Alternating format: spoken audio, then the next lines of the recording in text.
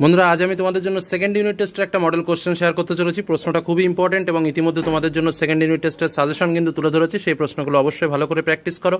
এবং আজ যে প্রশ্নগুলো তোমাদের সামনে শেয়ার করছি তার মধ্যে শর্ট টাইপের যে প্রশ্নগুলো রয়েছে উত্তর সহ শেয়ার করবো। অতএব তোমরা পরীক্ষাতে কেমন প্রশ্ন আসবে সেটাও কিন্তু তোমরা বুঝতে পারবে। চলো এবার আমরা পরপর প্রশ্নগুলো আলোচনা করে নিই এবং তার সঙ্গে যে উত্তরগুলো রয়েছে সেগুলো আলোচনা করবো। তো আমাদের প্রথম প্রশ্ন যেমন ধরো রয়েছে, ভারতের বৃহত্তম নদী মধ্যস্থ দ্বীপ বা চর হলো কোনটি? অপশন রয়েছে পূর্বাশা দ্বীপ, পাম্পান দ্বীপ, মাজুলি দ্বীপ, কামচাটকা দ্বীপ। তোর মধ্যে উত্তরটা আমরা সবাই জানি, তো উত্তরটা কী হচ্ছে? উত্তরটা হচ্ছে মাজুলি দ্বীপ।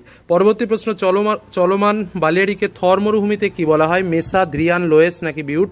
তো এটার উত্তরও আমরা প্রত্যেকেই জানি, তো এটা আমি তোমাদের জন্য রেখে দিলাম। কমেন্টে তোমরা উত্তরটা লিখবে, এটার উত্তরটা কী হবে। তৃতীয় প্রশ্ন, যে প্রক্রিয়ায় ক্ষয়জাত পদার্থের সঞ্চয় ও পুঞ্জীভবন হয় তা হলো পর্যায়ন, আরোহণ, অবরোহণ নাকি ভর বিচরণ? ক্ষয়জাত পদার্থের সঞ্চয় এবং পুঞ্জীভবন দুটো হয় যে প্রক্রিয়ায়, সেই প্রক্রিয়াকে কি বলে? উত্তর হচ্ছে আরোহণ প্রক্রিয়া।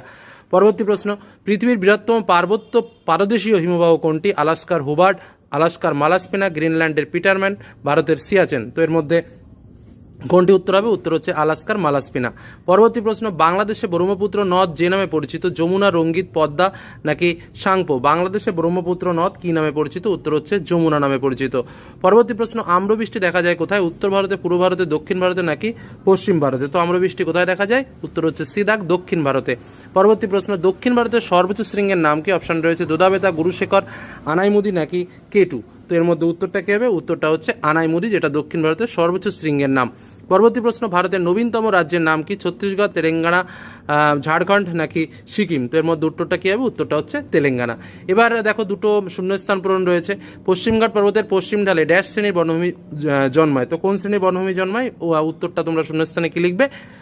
শূন্যস্থানে কি হবে? চিরহরিত। পরবর্তী প্রশ্ন, মহারাষ্ট্রের মালভূমি অঞ্চলে ড্যাশ মৃত্তিকা দেখা যায়? কোন মৃত্তিকা দেখা যায়? উত্তর হচ্ছে কৃষ্ণ মৃত্তিকা দেখা যায়।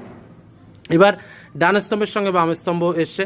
তো যাই হোক, মাউন্ট তাকাহির সঙ্গে এদিকে কার সঙ্গে মিল হবে? দেখো উত্তর হচ্ছে মাউন্ট তাকাহি হচ্ছে একটা নুনাটাক্সের উদাহরণ, অর্থাৎ উত্তর হচ্ছে বিদাগ, নুনাটাক্সের সঙ্গে মিল হবে। তারপরে দেখো রয়েছে কোনটা? ডিমের ঝুড়ি। তো ডিমের ঝুড়ির সঙ্গে কি মিল হবে? ডিমের ঝুড়ির সঙ্গে যথারীতি ড্রামলিনের মিল হবে। আর মাউন্ট তাকাহুর সঙ্গে বললাম নুনাটাক্স। আচ্ছা, ঋষিগঙ্গা। তো ঋষিগঙ্গা কিসের সঙ্গে মিল হবে? ঋষিগঙ্গা হচ্ছে একটা ঝুলন্ত উপত্যকার উদাহরণ। আর ম্যাটাডন শৃঙ্গ কি? পিরামিড চূড়া। অর্থাৎ এই হলো আমাদের ডান স্তম্ভের সঙ্গে বাম স্তম্ভের মিল। তারপরে চলে আসো, দুটো এসএকিউ টাইপের প্রশ্ন রয়েছে। নদীগর্ভে সৃষ্ট ছোট ছোট গোলাকার গর্তগুলিকে কি বলা হয়? গোলাকার গর্তগুলিকে মন্তকূপ বলা হয়। পরবর্তী প্রশ্ন, পৃথিবীতে কোন দুটি দেশের সীমানা র্যাডক্লিফ লাইন নামে পরিচিত? র্যাডক্লিফ মানে কি? ইঁদুর বিড়ালের সম্পর্ক আমি তোমাদের মনে রাখার জন্য বলেছি। তো উত্তর হচ্ছে কি? ভারত আর পাকিস্তান। তো যাই হোক, এরপর দেখো 3 মার্কের আমাদের 2 মার্কের প্রশ্ন, 4টে আসবে সাধারণভাবে, 4 দুগুণে 8 মার্ক। তো প্রশ্নে কি রয়েছে? মরাকোটাল কাকে বলে অথবা হিমপ্রাচীর কাকে বলে? খারিফ ফসল কাকে বলে অথবা ধারণযোগ্য উন্নয়ন কি? ভারতীয় কৃষির দুটি সমস্যা লেখো অথবা চা চাষের দুটি অসুবিধা লেখো। কার্যকরী সৌরবিকিরণ কাকে বলে অথবা অ্যালবেডো কি? এবার 3 মার্কের মোস্ট ইম্পর্টেন্ট প্রশ্ন দেখো, মুখ্য গৌণ জ্বরের পার্থক্য কি? অথবা নিউফাউন্ডল্যান্ড উপকূল সারা বছর কুয়াশাচ্ছন্ন থাকার কারণ কি? পরবর্তী প্রশ্ন, স্থলবায়ু ও সমুদ্রবায়ুর পার্থক্য লেখো অথবা মেঘাচ্ছন্ন রাত্রের তুলনায় মেঘাচ্ছন্ন রাত্রে বেশি গরম বোধ হয় কেন? এবার যথারীতি 5 মার্কের কোশ্চেন, বায়ুচাপের নিয়ন্ত্রকগুলি আলোচনা করো অথবা বিভিন্ন প্রকার বৃষ্টিপাতের শ্রেণীবিভাগ সহ আলোচনা করো। আর 2 নম্বরের কোশ্চেন, ভারতের চা চাষের অনুকূল ভৌগোলিক পরিবেশ আলোচনা করো, তার সঙ্গে অথবাতে পশ্চিম ভারতে পেট্রোরাসায়নিক শিল্প অধিক উন্নত হওয়ার কারণ কি?